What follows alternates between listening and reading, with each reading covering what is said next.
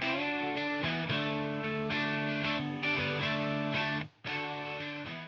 right, we're efforting Mike Detillier. We'll see how that works out. If not, we've got plenty to get to. We are the Out of Bounds Show, ESPN 1059 The Zone. Do you need a video wall for your hospital, law firm, business technology firm? Do you need a video wall for your studio? We have one. It's powered by Sound and Communications. SoundcomAV.com. SoundcomAV.com. Want to say good morning, welcome in. Out of Bounds, 1059 The Zone, ESPN. Our guests join us on the Farm Bureau Insurance guest line. By the way, if you need a sound system for your arena, gym, coliseum, football field, or baseball field, then you want to go with Sound and Communications. What'd y'all think about my second tier? It's a little bit bigger than it usually is, maybe year to year. With Texas coming in, I don't know what Oklahoma's going to do. We'll just have to see. But Sark and Texas are loading the boat. That is for sure. Loading the boat for the Texas Longhorns. And they were in the college football playoff this year. I know it was a easier path through the Big 12, but they're getting it going in Austin, and Mississippi State has to go to Texas, which is not good this year because they're a top 5 talented team, top 5 in the country. Texas. So my second tier, I've got Georgia 1, Bama 2 as far as SEC power rankings. And then you're looking at Texas, LSU, Ole Miss, Missouri, and A&M in Tier 2.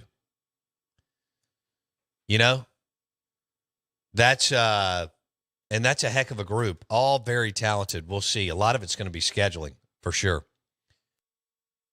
All right, we're going to go to the Farm Bureau Insurance guest line. We're going to welcome in Mike Detillier, WWL Radio TV New Orleans. And Mike D, I want to talk Saban before we get into some of the Saints things that have happened the last couple of days. Saban stepped down after we had you on last week. You got to cover Nick Saban for 5 or 6 years.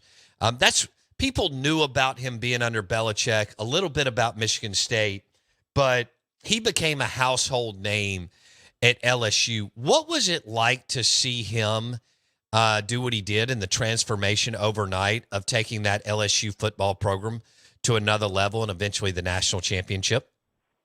Because at that time, LSU was a middle-of-the-road program in the SEC. They had struggled under Curly Holman and Jerry DiNardo. The first thing he did was build a levee around the state of Louisiana to keep the top athletes from leaving. There was a lot of the top players that were going to Florida State, Miami of Florida, Oklahoma, you name it. They were leaving. And he was able to keep those athletes in state. Now, he did it a certain way, and he had a structure about him. And, he would sort of say the same speech no matter where he went. It got to the point where if you did a juncture with him, which I did quite a few, you could say the speech as well as he could. It was about recruit and develop players. And he kind of sang that song everywhere he went. And he really won them over. He won over the athletes here. He had a really good assistant coaching staff around him. He would talk about talent being 1A, but building the assistant coaching ranks as 1B, having good people around you. And it took him a couple of years, and next thing you know, LSU's in the hunt for SEC championship and won a national championship. It was remarkable of how he swung this program around in very quick fashion. But he had a certain structure about him. He was going to do it his way, and nobody was going to outwork him. nobody. But he would do different sort of deals around Louisiana. He would maybe do 3 or 4 in a day. I mean, he was like the Energizer Bunny, man. He just kept a ticking, and he went after it, and he was able to get it accomplished. And he was the first real building blocks of what you see of LSU today. He was the guy that laid down that foundation and did a fantastic job with it. And eventually you knew that the lure of the NFL would get him, that he wanted to give that a shot. And it happened. Miami came a call and then he left. But a lot of LSU fans who despised him later, it wasn't so much about they hated him. They feared him. They feared that he would build that program at Alabama like he did. And it didn't take him long there either. It was a couple years, and it was almost, hey, I've seen that rerun of a show before. He did the exact same thing there at Alabama. He just stayed there longer than he did at LSU. So, man, he's the best that I've ever seen do it in a constantly changing world of college athletics. It was, because today, when you think about everything that has changed throughout the last few years, he still continued to win. But working those type hours and putting that much pressure on himself, you understand that your energy level at 72 is not the same as it would be if you're 60 years old. And so he's the best I've ever seen do it, and he was able to adapt, even though he kicked at times about adapting to the world of college football, and that it changed from he was a big-time defensive coach, run the football, into being brought into the new world of college football, and a lot of it by Lane Kiffin, into throwing the football and developing the passing game. But he was able to adapt to it. But when he got in trouble in games, what did he do? He ran the football. Absolutely. And so, he's had a remarkable run like no one else. And were you surprised? I mean, I'm not saying. Yes, I was. Yes, I was. I was, but I don't know him. You know him. I thought he would go a few more years. When you heard about it, were you surprised that he decided to go ahead and call it now, Mike D? Yeah, we fixing to go on air, and I look at my phone and I see Chris Lowe, who I've known for over 30 years. Chris was a beat reporter for the Carolina Panthers when they came into the NFL. So him and I had known each other for that long, but he was the only one that had put it out, and so that was a little bit of shakiness at the station of, should you go with this? I'm like, man, what? This ain't no Yahoo doing this, man. I've known Chris Lowe for a long time. He's not putting that out unless he got the best of sources, and so we went on the air with it. I guess maybe a couple minutes after he had posted it, with Chris's report, and it surprised me. Surprised Bobby and I were on the air because he was like, Mike, that really kind of caught me off guard. And so, yeah, it surprised both of us, to be honest with you. And he was, he went out like he came in, man. It just big-time fanfare, and Caleb DeBoer is a really good coach. Oh, yeah. That's some really big moccasins to fill, because all I'm telling you is you could win 10 games and people going to be upset with you. That's true. Mike Detillier, WWL Radio TV New Orleans. He covered Nick Saban for several years, and he transformed that LSU program, won a national championship. and Miles and Eddie O and so on took the blueprint. And he's the godfather. I think where Mike was going, he's the godfather of modern day football recruiting as far as what he did at LSU and then took it to another level at Alabama. Mike joins us on the Farm Bureau Insurance guest line. Mike, any story you can tell us of kind of how he was if you were at Bruce Feldman said if you got him in the right environment, he was engaging, more of an Yes. intimate setting, not 300 people for a speech, but if you got him in the right environment, then he would engage and actually very conversational. Is that what you picked up on during the 5 or 6 years he was in Baton Rouge, Mike D? Yeah, no question about it. But you had to get him in the right environment because a lot of times, if he didn't feel right about it, his conversation was 99% about football, nothing else. But if you did get him in the right environment, then he was, and he had a sense of humor about him. But you didn't always catch him like that. Okay, he wasn't always into that particular deal because he was so focused on doing his job and that sort of thing. So we had a speaking engagement, and it was at a hometown of a young man who was highly recruited, and he wasn't playing. And I guess there was a family relative there that pressed him on why so and so wasn't playing more. And Nick, gave the standard answer about, he's given every opportunity, looking forward to working with him and getting him better for this upcoming season. And the lady sort of pressed Nick a little bit on it, Ooh. not accepting that answer. And she got the full-fledged Nick Saban. If he's that good, he'd have played last year. And I mean, he said it in a sort of a funny way, but you could tell it struck the chord with him. That, okay, I get it, it's a relative of yours, and I understand it, but if he was that good, he'd have been playing for me last year.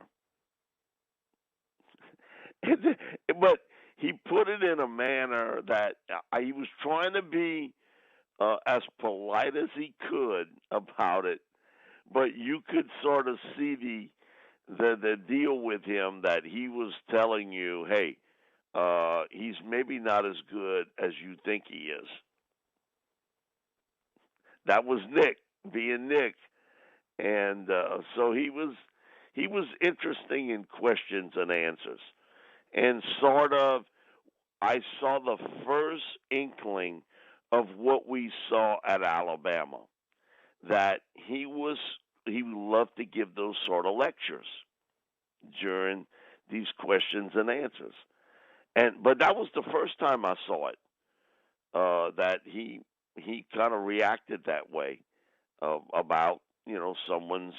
I think it was her nephew, but she didn't accept his answer, and so he gave it right back. Oh man, I love Mike. Who was his? Sort of lectured about, hey, why would you put this on him? Let us do our job, Right.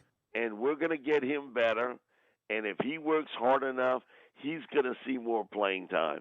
And it's like any other job. And he went on with it, and I'm just sitting in the back laughing because I knew it had touched a nerve with him. Mike Detillier talking Nick Saban on the Out of Bounds show, ESPN 105.9 The Zone. Mike, who was the player that he really leaned on while at LSU, that he loved, that, leader, good on the field? Who was a guy that you felt like, wow, Saban, that's the kind of guy that he loves to have in the program and maybe was the driving force in the locker room for Nick Saban? I can't say that was one, but when he always told me this, that when I recruit an athlete, I'm looking for a leader. I'm just not looking for talent. because he said, coming in here, I felt as though this team needed leaders, and that's something that's really difficult to find.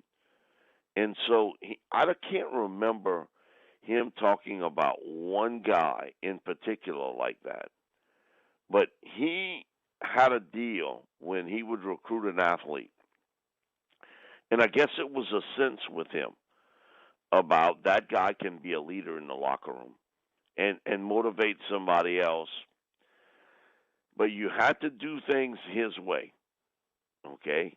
And he wanted to know about how coachable.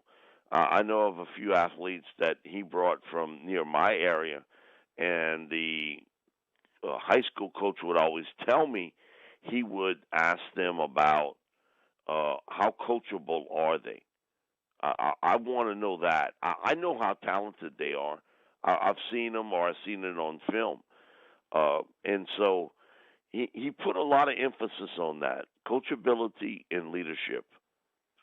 Now today's world's changed, in high school football, but man, he put a lot of that on that, and it was his ability to keep the top Louisiana players in the state. He had it. I forget who he told me had done the breakdown of athletes and of the not of a California or Texas or Florida with bigger populations, but about how many pro players from the state of Louisiana there were in the NFL. And his deal was, if I can keep them here, we're going to win and win quickly. And he was absolutely right about it. But it was some outside firm that had done this kind of breakdown of it, and he stuck to that formula. He ran that I-10 corridor from the Houston-Dallas area into Mississippi, the Mississippi-Florida Panhandle. He came up with that particular deal to recruit, and he pretty much stayed with that. Mike Detillier on the Out of Bounds Show, ESPN 105.9 The Zone. Who did he lean on? What coach did he lean on the most while he was at LSU? Was it Pete Jenkins or someone else, Mike D? Pete was a big part of it. Will Muschamp was another guy that he leaned on quite a bit, and Jimbo Fisher. Those were the three that I could think of that he sort of leaned on. And, he had no connection to Pete. Pete will tell you that today. He had none at that time. But him and Pete hit it off really well. And Muschamp, I always thought was sort of a little bit of a younger version of him. They both had the same sort of personality. And, man, they had a hot fuse. Yeah, they did. Those practice sessions, it was clear who was in charge. And if you messed up, you heard it from not one but both of them. And then Jimbo was the sort of architect for him on offense, because Nick's wheelhouse is defense, okay? And so you could understand him and Pete and Will sort of all understanding one another very well. But it was Jimbo that ran the offense. And there was some maybe collisions at times about certain things to do. I bet. But they made it work. They made it work really, really well. And so it was interesting because he had an all-star staff. Dooley was on this staff at that time also. Man, he had an unbelievable coaching staff. And so, but that defensive staff with Jenkins and Muschamp, and along with with Nick, who really handled the secondary. And that's when it had started before, but that's when LSU became DBU. You saw it sort of transform in front of your very eyes with Nick there. Even though they had elements of it before, it really came into focus with Saban. He put a lot of pressure and emphasis on getting the right defensive backs. He felt that was a big key because for a stretch Spurrier in Florida, Louisiana, man, you better go up against Steve and better match up. Yeah. But there were so many good defensive backs athletically in the state of Louisiana. So he was playing to the strength of what was coming out of the high school ranks. Let's switch gears, Mike, but I've only got about a minute, but we can do more of this next week with the Saints offseason. Mike D on the Farm Bureau Insurance guest line. Mike, what direction do you expect the Saints to go? What direction do you expect Dennis Allen to go on offense? I do think where there's smoke, there's fire with this John Gruden situation. That there's something there to it. Now, John's going to have to clear up the lawsuit with the NFL. But I've always believed that once that's cleared, he would get back into the NFL. And I do think there's a connection there. He did work with the Saints offensive staff during the summer with Derek Carr, who he's had when he was a head coach with the Raiders. So I do think that is something to watch on what happens with Gruden.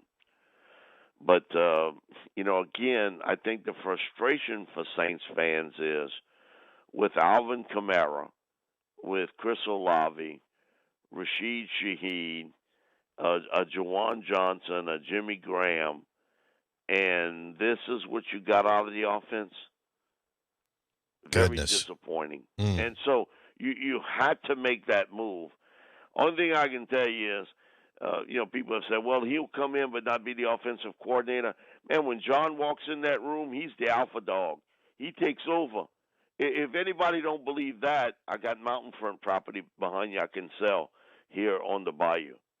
John's going to be the guy if they bring him in. But I think it's the twist here of the NFL of redemption, giving somebody an opportunity to come back, and a connection with Dennis Allen. I would keep my eye on what happens with John Gruden. I think that there's a lot of interest there in the Saints organization to bring him in. Okay. Well, we'll leave it there, but I got a lot more to get to as far as NFL next week with Mike D. And we've got a good lineup of games this weekend. I can't wait to see. Boy, Dan Campbell, I know you talked about him last week or the week before, but wow. And he gets now a second home game. And you know what? I think Detroit puts up a W against Tampa Bay. Okay. And what a great job he's done rebuilding that team. And he's the ultimate competitor. And he's a tough guy and the ultimate competitor. Loved covering when he was here with the Saints. He was always a funny guy, but, man, you knew he was a tough guy. Love him. Hey, Mike D., have a great week. Thank you, buddy. Thank you, bud. WWL Radio TV New Orleans, Saints Insider, LSU NFL. He is Mike Detillier. Bundle your car and home and save with your local Farm Bureau Insurance agent. They've made it easy for you. Favorites.com, Jason. F-A-V-E. F-A-V-E. Favorites.com. Get a quote in 4 minutes or less and save with your Farm Bureau Insurance agent. Sadiq Charles at 9:30.